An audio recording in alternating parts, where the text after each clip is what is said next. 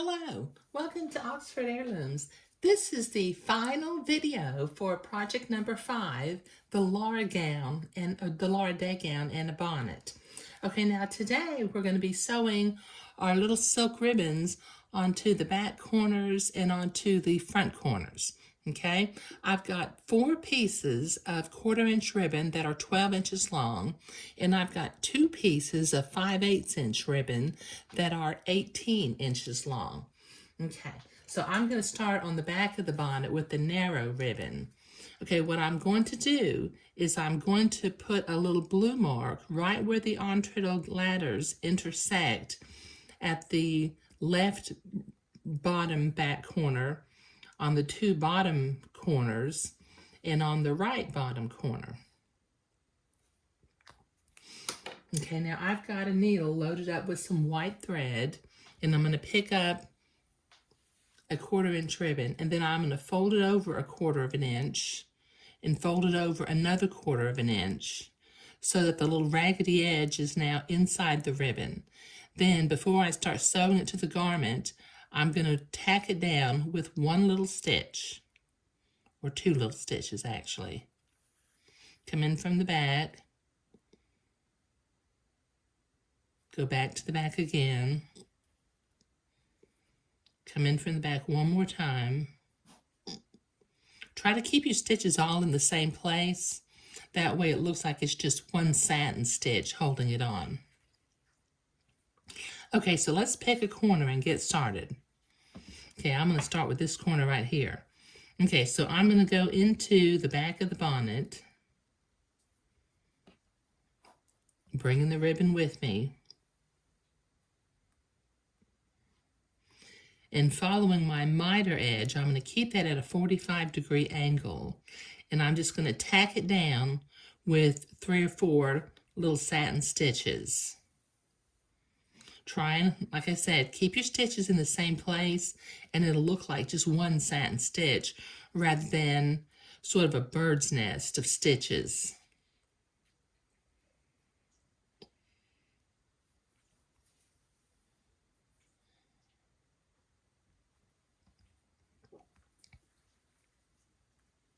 Okay, so that one is tacked on. Now, whatever your preferred method of tying knots, let's tie a knot and move on to the next place to sew on a ribbon, but that'll take me a minute. I'm going to go ahead and sew on all 3 of my other little ribbons, and then we'll move on from there. Okay, those 4 back ribbons are sewn on, and the bonnet is starting to look a little bit more finished.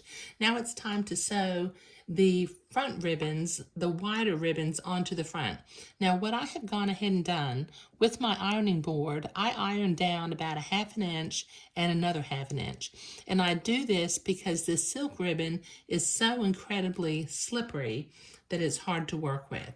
Now I'm going to, with my blue marking pen, like I did on project 2, I'm going to make a little blue dot right in the center. Can you see that little blue dot? Where I'm going to center my 1/4 inch bullion rose.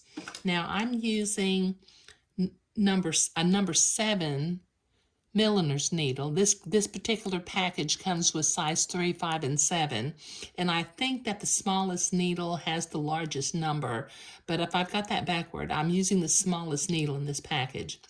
And I will include a link down below for ordering milliner's needles. Okay, so we're going to come up. Now this takes a little bit of practice, and we're going to hold this at an angle to the front bottom corner and come in from the back about 1/8 inch to the left of our little blue dot.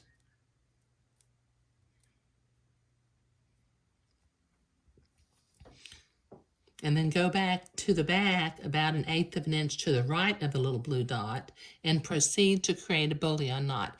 Now this is a real bad camera angle for me, so I'm going to create these bullion knots off camera. But I will tell you, I've got number 818 pink DMC smocking floss. I've got 1 strand in my number 7 needle, and I'm going to be wrapping the needle 14 times. Okay, that's 1 bullion knot,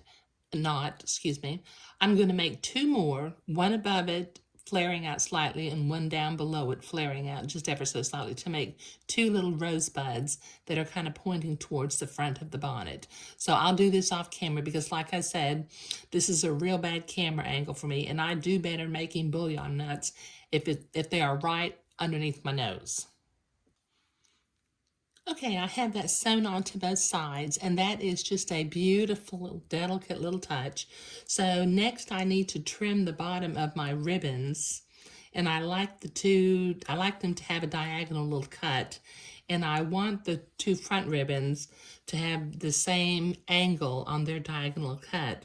So I have brought this together at the bonnet, and I've got the ribbons together until I get out here to the end of the ribbons. And I'll line them up.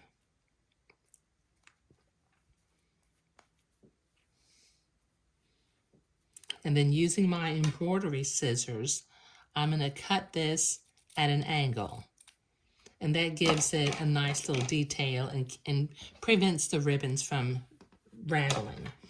Okay, now on these back ribbons, I need to get each one and just very quickly cut a little diagonal at the bottom of each of the 4 back ribbons. With my embroidery scissors, just cut a little diagonal. I don't worry about lining these up because they're going to be tied. And the 4th one. Just cut a little diagonal. Okay. Now we're just about finished with this bonnet. Let's tie it all into place, and we'll be ready to admire our handiwork. Okay, so I'm going to take the bottom left side and the bottom left back, and I'm going to tie a knot and then tie a bow.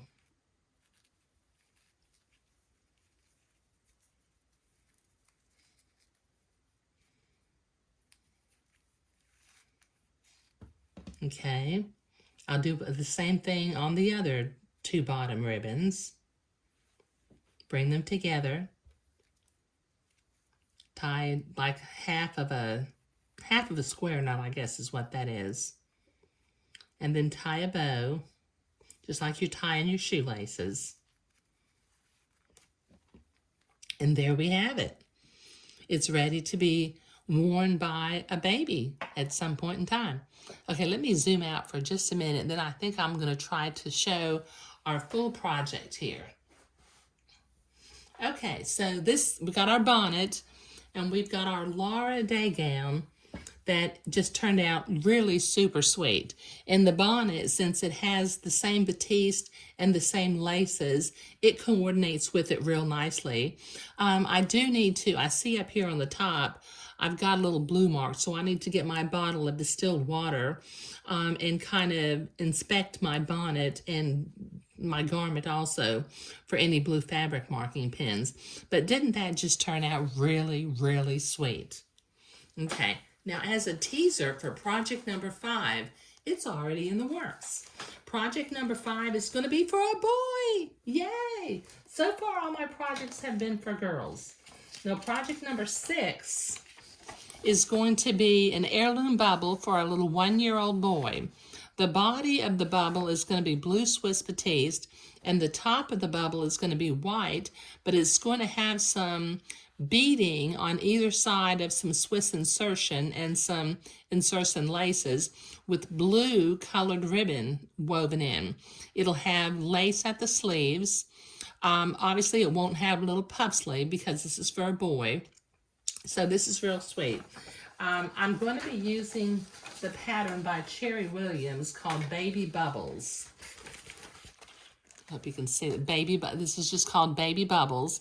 It's just a basic bubble pattern. If you don't have the one by Cherry Williams, pretty much any basic bubble pattern will work. And just real quickly, if you're thinking you might want to be ready for project number 6, here's the materials list for making an heirloom bubble for a 1-year-old boy. We'll need a ½ yard of 60-inch wide blue Swiss batiste, a ½ yard of 60-inch wide white Swiss batiste. If you have narrower Swiss batiste, you probably are going to need to have more. One third of a yard of wide Swiss insertion, 1 1/4 yard of 3/4 inch French insertion lace, 1 1/2 yard of 1/2 inch French edging lace, 2 yards of decorative, no, pardon me, 2/3 of a yard of decorative Swiss beading. We'll weave our ribbon into that, and 2/3 of a yard of 1/2 inch silk ribbon, 4 yards of Swiss entredot, and 5 each of 3/8 inch buttons. Okay, so the heirloom bubble is not going to be for a newborn infant, so I will be using 3/8 inch buttons. Okay, but that's just a teaser for project number 6. And once again, we can sit here and admire our work on project number 5, the Laura Day gown and a bonnet to coordinate. Thank you. And one more note, just as a reminder, if you don't have any milliner's needles, I'll be including a link for milliner's needles down below. Thank you.